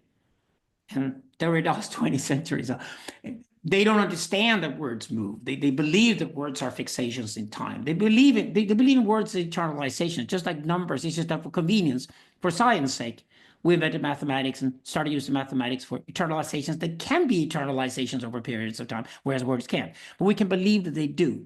And the very people who believe that language can fix the world are the ones who are the logos worshippers, and they get stuck in the logos. And here's the trick. That means that they deny the mythos of language fundamentally. That also means they're often terrified of the feminine. But what they're really terrified of is the other masculine energy, which is the pathos. So what they want to do is they want to take down the energy in the room. They want to put things in boxes. They want to get that sort of aggressive violence out of the room. They pretend violence does not exist. They want to get aggression out of the way. And very soon they become pillar saints and they hate sex too. So they become ascetics. And they isolate themselves and they think of themselves as higher than anybody else because they're ascetic. So this whole development towards the pillar saint is there. And what we're doing, Patrick Schumacher is basically saying, you've done a great job And you basically turned Luhmann into the Lacan of architecture. But if my problem with Lacan is that it's too rationalist, my problem with Luhmann, I'm reading Luhmann again, I'm back with Luhmann again because of Patrick Schumacher, theory of society, is also too rationalist, even if it's moving bits in a world and the moving bits here and there, and therefore the system or complexity theory. But the urge in doing system and complexity theory, even in Luhmann, and the urge in doing psychoanalytic theory, Lacan, is still to rationalize the whole thing and turn it into a logos. Yeah, and they don't live with and stay with the dialectical deadlocks. And if you're an artist, that becomes ridiculous. Because you do mythos all day long, but your real art is only art when it's pathic. That's why art as process is mythos.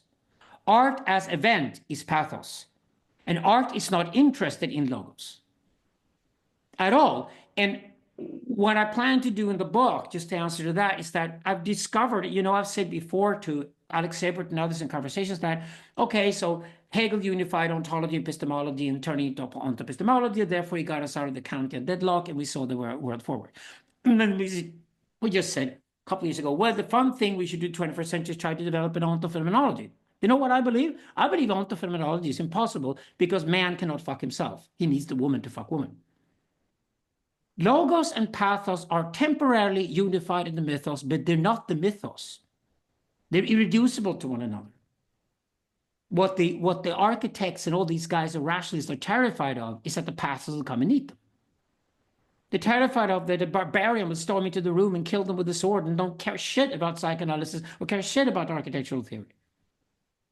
They're terrified of that. So the boy pharaoh, the guy who doesn't respect you kills you. Like the boy pharaoh kills the pillar saint. That's why Islamic Jihad is terrifying, because Islamic Jihad is essentially a pathical narrative, pretending it's pathical without any logos at all. So the funny thing is that since the only temporary unity between the logos and the pathos is in the mythos, which is Foucault, episteme.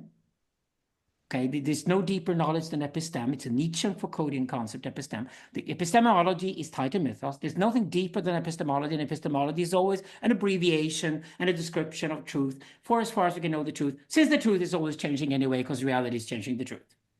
I'll develop it next week when I go into consciousness. We can look at it more, but the epistemology is there. So what I'm arguing now, and I might as well say tonight, first session, is that I argue that ontophenomenology is impossible.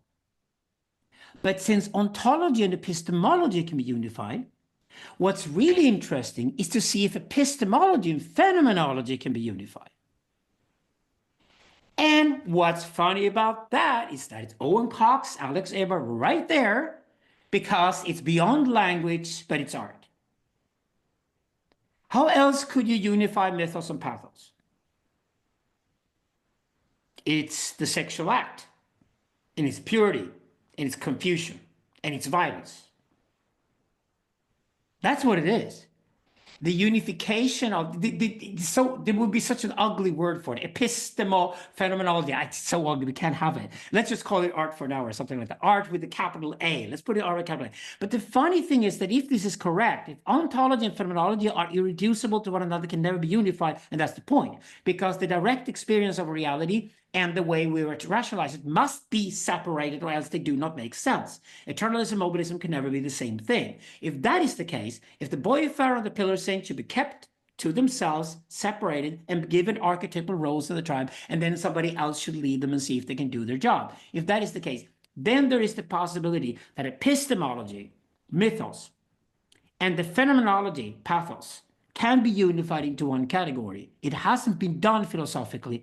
Maybe it cannot be done in any other way but saying that, well, it's beyond language, so philosophy can't do it as long as philosophy is a literary art form. Then I'll leave it to you, Arwen. We'll see how that goes. Yeah, well, certainly this is where we were talking last night as well. The interest that Raven and I have in the Cybernetic Culture Research Unit is so crucial, because they were the guys who spotted cybernetic culture. So cybernetics is not just the logos. It's not just Bateson. I just said what's lacking in Lacan is clearly Marshall McLuhan. At least Luhmann has read Marshall McLuhan, you can tell. And this is why we have a difference between communication and language. If Luber is still around, stay with that difference. Language is mathematics that moves, and the mathematics is language which is kept still, basically. So language and mathematics are logos. We keep them in the logos, so we can keep them there. And as we said yesterday, I love to repeat the one line we came up with. The only two new novel things that happened in human history over the last 50 years were the internet and ketamine. Now learn to live with that.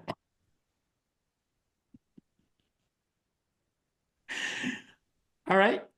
Okay, we have a new friend here, Zufikar. Perhaps you would like to ask. Hi there.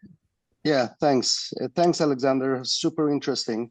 Just wish I had like 30 IQ points more to fully grasp everything. But I have a question to you regarding when it comes to like an instinctual question. And I'm a big C.G. Jung fan, and you haven't mentioned him yet. And I'm thinking, you know, what's the relationship between the mysticisms that you're talking about and the synchronicity or individuation process?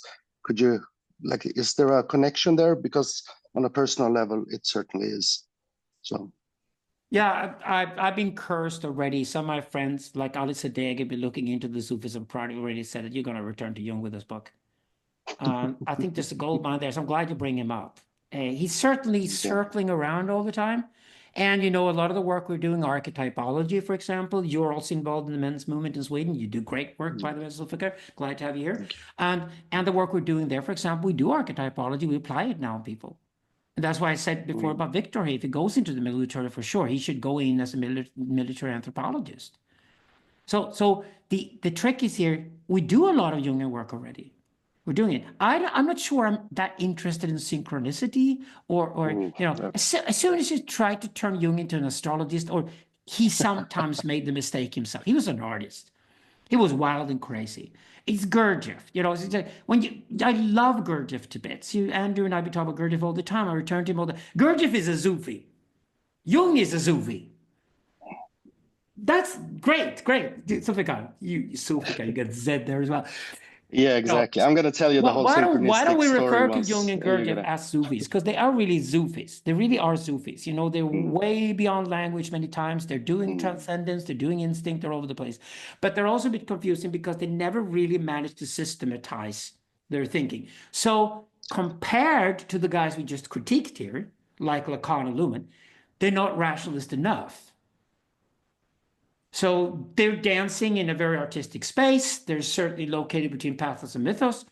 And I would say that Jung is best used, if you use the new words when they're really useful here, Jung is best used as a mythonomist, not a mythologist, a mythonomist. So if you want to study myth as myth, and if Luber is around, if he wants to have another idol that he should study besides Heidegger, he's a bit too obsessed with Heidegger, he should really start studying Jung and Gurdjieff and see if he can find theme in Jung and Gurdjieff and help them with theme to enhance the concept of mythos and go deeper to mythos. I'll drop it to Luber. If he's not around, I'll drop it to him later. But I think that's a good place to go to basically point out a few satellites around this Sufism space we're creating.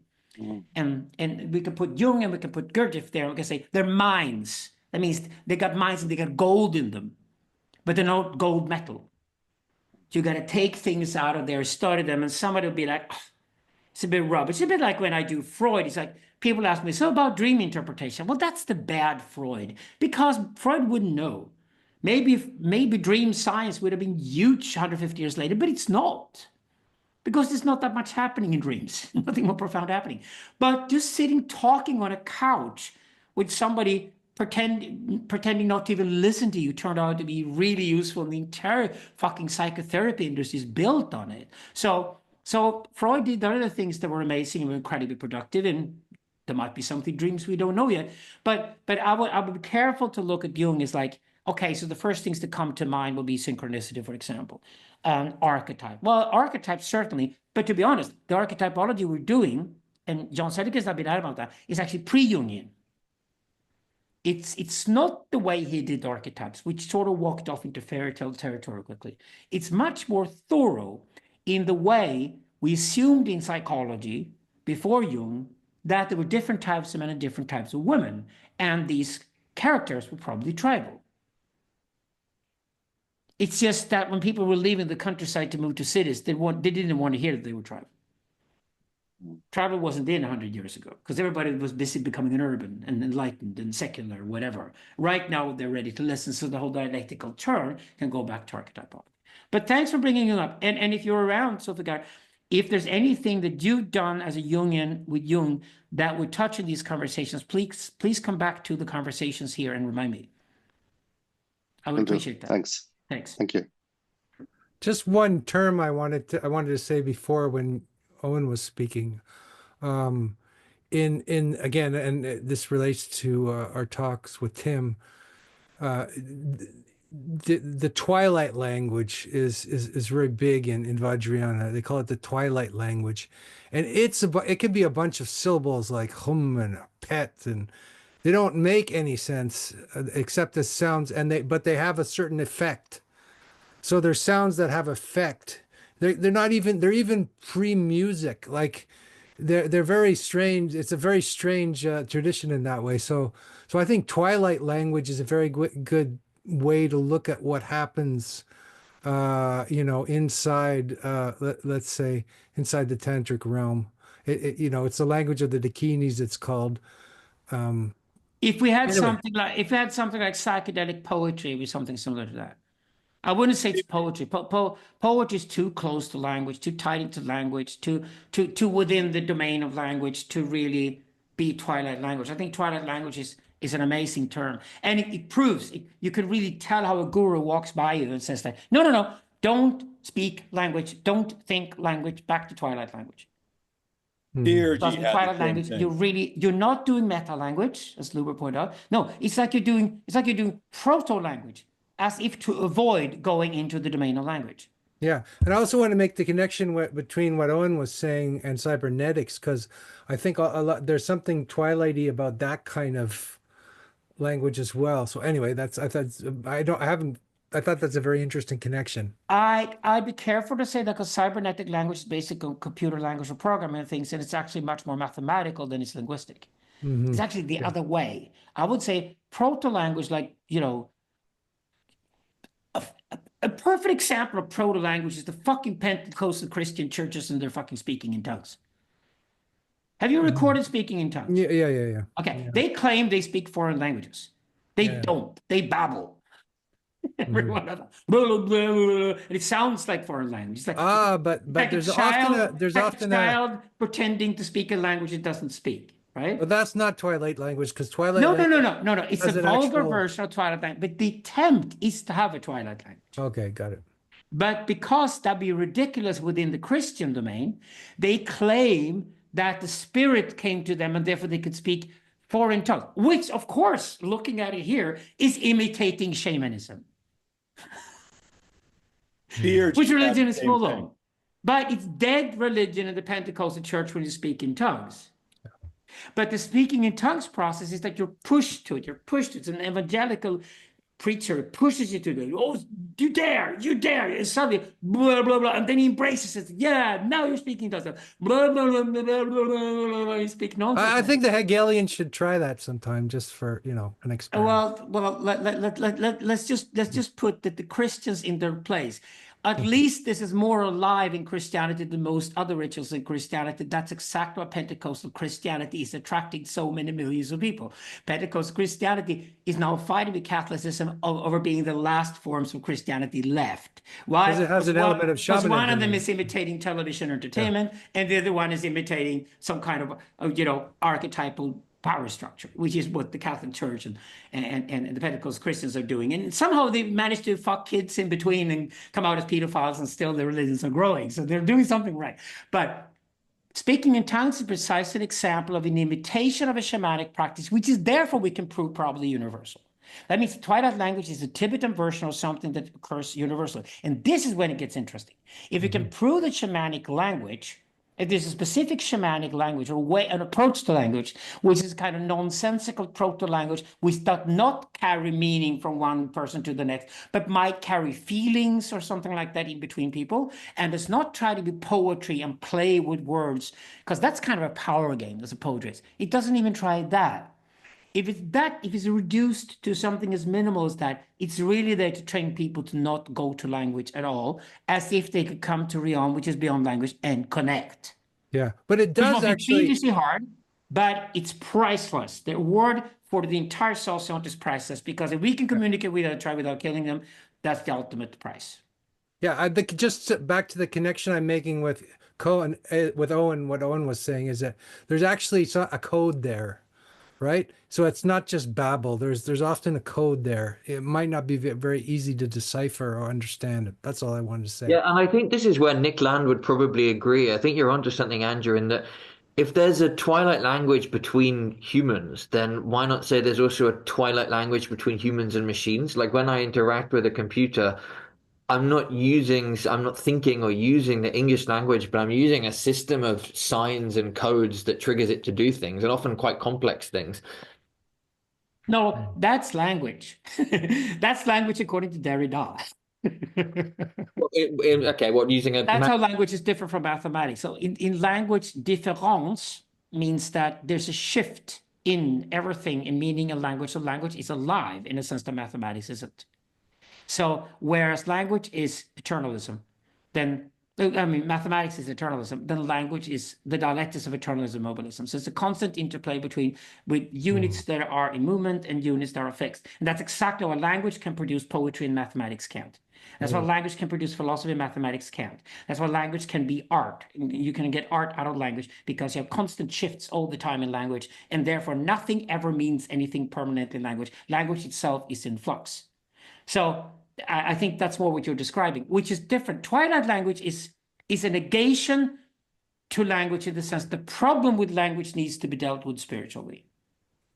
And therefore, it's an innovation that says that Twilight language is a way of expressing yourself, maybe not even communicating, or communicating, where you're reminded through the practice constantly, through the code, you're reminded through the practice that this is a non-linguistic world you moved into. That means, for example, communication is going to be way slower. The mistakes are going to be way more occurrent. Misunderstandings are going to be all over the place. But it's still worth to go there and go through that, because if you eventually integrate it, well, you're going to give it a shot. That means I'm not going to kill you if you're you're not going to kill the stranger while we go through the Twilight language process. But at least when we go through the Twilight language process, you can, through integration, as Tim says, then probably pick something meaningful together, which is the start for something beyond language. Eventually, it has to return to language. When I make meaning out of something, I do return to language. But that I do as thinking. Oh, Churio has a question. I want to bring him in because we have 5 minutes left, and he knows something about Vajrayana and mystical traditions as well. So. I actually like to chime in here, because the Twilight speaking demands a drop of any view. And when I refer back to the conversation you had in the triad, the view emerges then from that space where the Twilight tongue appears. So it's like the sage comes after the Twilight zone, so to say. So I'm just curious about. This is brilliant. This Yeah. is brilliant. This is gold. You say so. After the Twilight language, another view occurs. Another view. Tim agree. Another Twilight view For occurs, example, which is no longer the linguistic view that language produced. So it's not the symbolic view. The word for the view that language produces desire, and language comes from and is part of a symbolic order, and it produces symbolic view. So the view that language produces, that we necessarily create for ourselves through language, which is where Lacan gets stuck. Lacan does not believe that there is any other view but the symbolic view. We're leaving the imaginary view of mother, we're moving to the phallic view, which is symbolic, and we stay in the symbolic view, and there's no beyond to the symbolic view in Lacan's worldview. So if there's the Twilight view, which is no view, and I mean that's a language that's a messed up place now. But yeah, no. What I want to That's say the is, Bardo, the in between, that kind of thing. it's It's a exactly perfect cliffhanger for next week to start. It's a perfect. Don't worry about no view. No view is also view, I would argue. But what I want to say is, it's like exactly reading the Gathas and then picking up a Zoxian view, and then seeing the Twilight. It's like almost reading the Twilight language between the lines. It's like, why do I see the same thing in both languages, but the words have no connection? I was always convinced that Turiya would not convert to Zoroastrianism fully until he could add something to Zoroastrianism Zoroastrians haven't understood yet. He just framed that. Welcome. It's now also your religion, and like the Derridian difference, you will change it as you enter it. You will move the components of Zoroastrianism as you enter the religion, because it is alive. So yeah, great. No, go on. If there's anything more you want to add right now, I want to listen to you. So see where that goes. Twilight view is, even if it's a non-view, it's a perfect term because it addresses that it's not the symbolic view and it's not the imaginary view. It's something else entirely. It is something else entirely. And I'm constantly reminded just about psychedelic sessions, just like our ayahuasca weekend, where that is the place where the movement is, everything emerges from. And the next stage is then any definition, any view that comes out of that. Well, Deleuze and Guattari took tons of drugs in the 1970s. That's why they got pissed off with Lacan. I understand them now completely. And then they wrote Anti-Oedipus, which was the test. And then they wrote 1,000 Plateaus, which, again, I probably have to revisit all over again. They're like Bibles to me. So it was a psychedelic experience. It was a series of psychedelic experiences that made them be pissed off with Lacan. I can now finally understand why. Because their frustration with Lacan is that he leaves no room for transcendence, and therefore there's no Twilight view in Lacan. What I'm still very curious about is how time fits into this picture. That's next week. Great. That's a good place then, because we're at the hour here. So great. What a perfect final cliffhanger, question. Turio. Because I know. yeah, because time and consciousness, that's where we're going to return next week. Okay. Right. Okay, thank you so much, Alexander. Thank you, everyone, for being here and contributing. Please feel free to contribute, and please come and hang out with me on Saturday so we can talk about all this stuff. Please do. Yeah, hang out on Saturday if you want to. I'm not going to be around, and you can do whatever you like with me when I'm not there. Pretend that I'm a corpse, and with corpses, the living can do as they please. But I'll be back here live next Wednesday evening again with Andrew.